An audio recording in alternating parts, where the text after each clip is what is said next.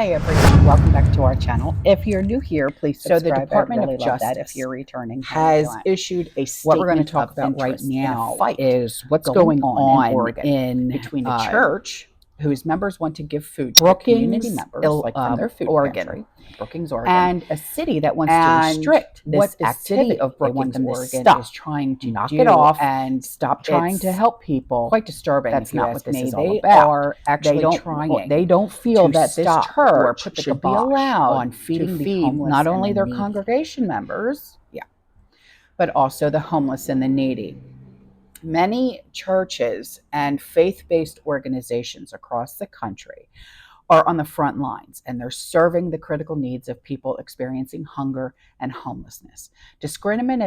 Discriminatory zoning restrictions, and that's a lot of about what this is about, is restrictions. They want to restrict everything, and they say that it's a burden and it limits religious organizations' use of their own land to violate federal anti-discrimination laws.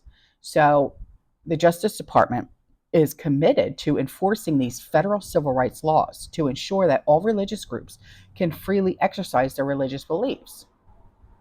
But the fight is raging in the U.S. District Court over the decision by the city of Brookings to restrict the activities of St. Timothy's Church. The church has sued, claiming that the city is imposed, or has imposed, I should say, a substantial burden on its religious services with an ordinance that bans the church from serving free meals to people in need more than 2 days a week. At issue appear to be violations of the Federal Religious Land Use and Institutionalized Persons Act. The DOJ has reported for more than a decade before the new city limit, the church provided meal services for up to 6 days a week, even during the pandemic, which was based on the needs of the community. And the church confirms it has a religious duty to provide help. And I'm glad that they're standing up and saying, hey, this is what community is all about. This is what our congregation is all about. We want to help. Why are you trying to restrict us from helping our community? That's what the church is saying. And the DOJ noted that the city claimed their initials, RLUIPA, did not apply to the city's actions against St. Timothy's, and that the ordinance did not substantially burden St. Timothy's religious exercise. And the church's arguments are the absolute opposite, that the RLUIP does apply, and serving meals to the need is a protected religious exercise. So the RLUIPA is a federal law that protects religious institutions from unduly burdensome or discriminatory land use regulations. And it has been reported that the Episcopal Diocese in Oregon is joining St. Timothy's in this dispute, because even they recognize the fact that they are doing nothing but helping the community and their congregation and doing good work. They're doing good deeds. And the Reverend Bernie Lindley, Lindley, said in a statement, "We've been serving our community for decades and picking up the slack where the need exists, and no one else is stepping in. So if no one else is stepping in to help the homeless, to help the needy, okay,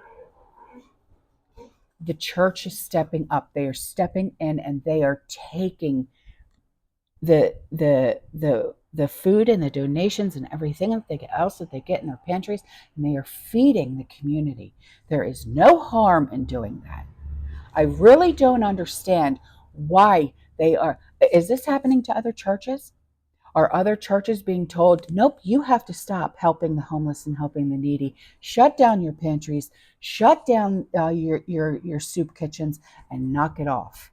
This is ridiculous, and this needs to get out, and people need to know about what's going on. They really, truly do. because, you know, I firmly believe that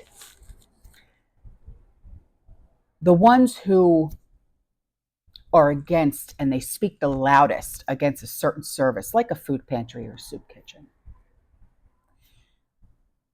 that when and I hope this makes sense, that when it comes time for them to need help, that the doors are now shut. You should have never shut those doors. You should have never shut the doors, because now look at you. Now, because you need the help, now it's okay to open those doors? Absolutely not. They need to keep these doors open. And I hope that this fight wins with the church and with the diocese. They need to keep these doors open. Keep the food pantry doors open. Keep the soup kitchen doors open. Because you never know that the higher ups that are trying to stop it, you never know when they're going to need those services. Just the way that I feel. You know, I think it's ridiculous that they're trying to stop services like this, especially when it goes through a church. There is a thing between, you know, a separation of church and state, and the state needs to back the hell off. Just my opinion. All right, guys, I'm out of here. I'll see you in the next one, okay? You stay safe, you stay positive, you keep prepping, and as always, fearless.